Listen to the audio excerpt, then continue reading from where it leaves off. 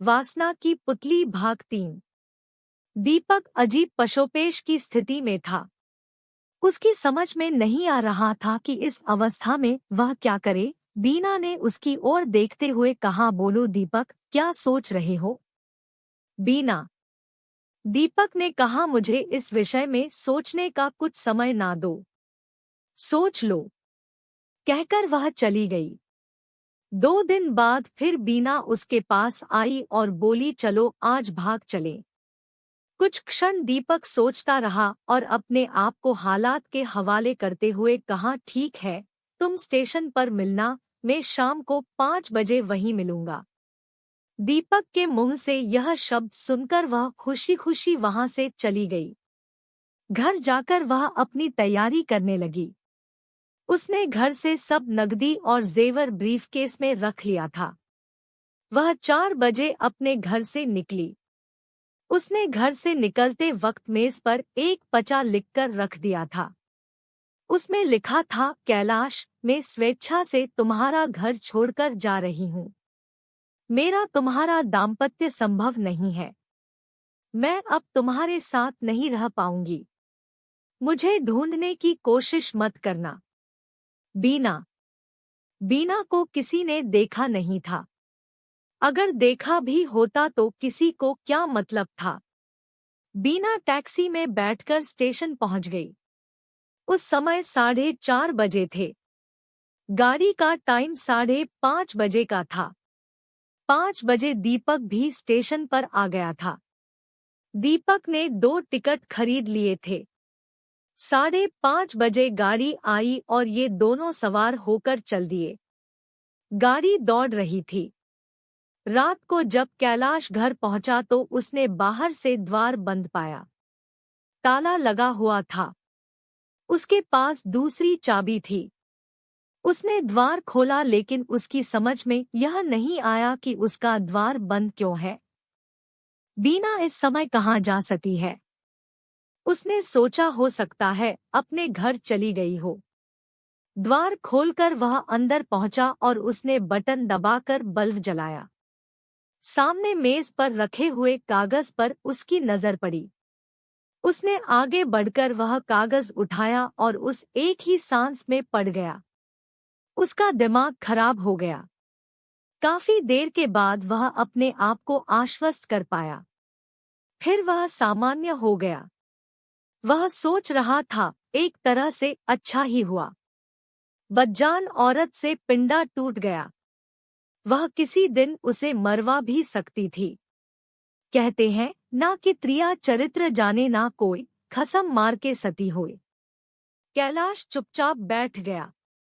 उसने पुलिस में खबर करना भी उचित नहीं समझा। वह उस औरत को पाना ही नहीं चाहता था। यदि वह आ भी गई तो फिर उसी तरह के काम करेगी। बदनामी से तो मर जाना कहीं अच्छा है।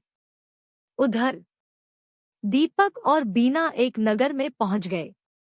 बड़े नगर के स्थान पर उन्होंने एक छोटे नगर में रहना अधिक उचित समझा था। 2 दिन की भागदौड़ के बाद उन्हें एक मकान मिल गया। किराया अधिक नहीं था। उन दोनों की उम्र लगभग बराबर थी। पति पत्नी की तरह लगते थे, इसलिए किसी को यह शक नहीं हुआ था कि वे पति पत्नी नहीं हैं। वे आराम से रहने लगे। 1 सप्ताह तक दीपक ने समाचार पत्र प्रतिदिन देखे। वह यह जानना चाहता था कि बीना के पति ने कोई रिपोर्ट आदि कराई है या नहीं। पेपर में अभी तक इस प्रकार की कोई खबर प्रकाशित नहीं हुई थी। फिर वे दोनों अपने काम में लग गए। बीना अपने साथ काफी नकदी व जेवर भी लाई थी, इसलिए फिलहाल उन्हें किसी तरह की कोई परेशानी नहीं थी।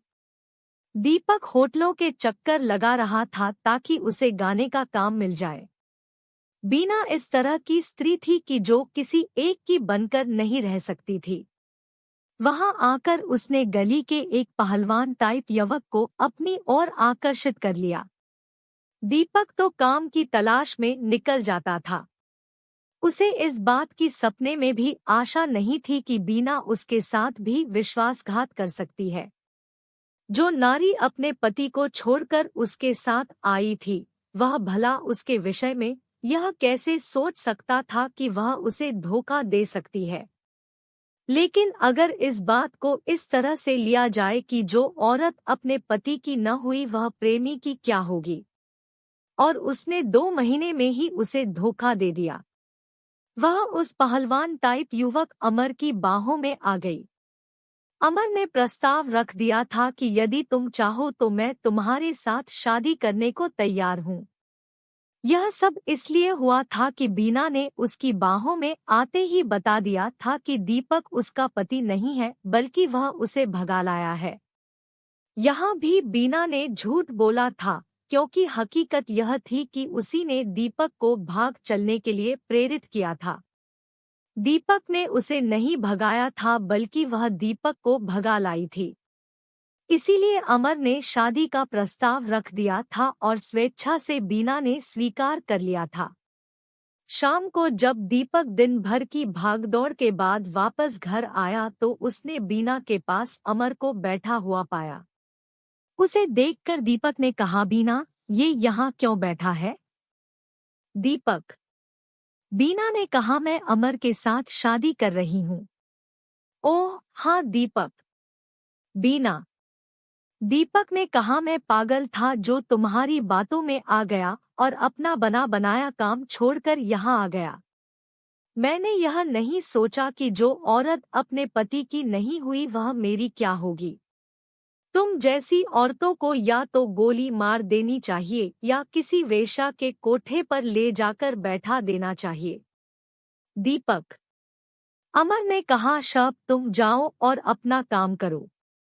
अमर: दीपक, अब मैं तुम्हें अपने सामने एक पल भी सहन नहीं कर सकता।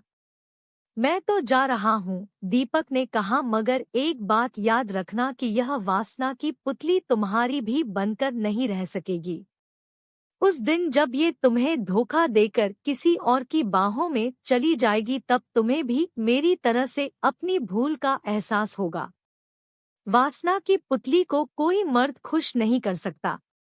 अच्छा बीना, मुझसे जो गलती हुई हो उसे माफ करना।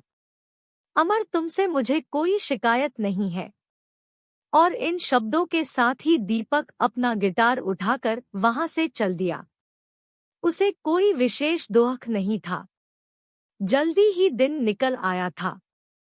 कहते हैं न कि यदि सुबह का भूला शाम को घर आ जाए तो उसे भूला नहीं कहते। दीपक तो वापस अपने शहर में आकर अपने काम में लग गया। करीब 2 साल के बाद एक दिन दीपक ने समाचार पत्र में पढ़ा कि अमर की पत्नी बीना अपने नए प्रेमी जयदेव के साथ भाग गई। उस समाचार को पढ़कर दीपक मुस्कराया।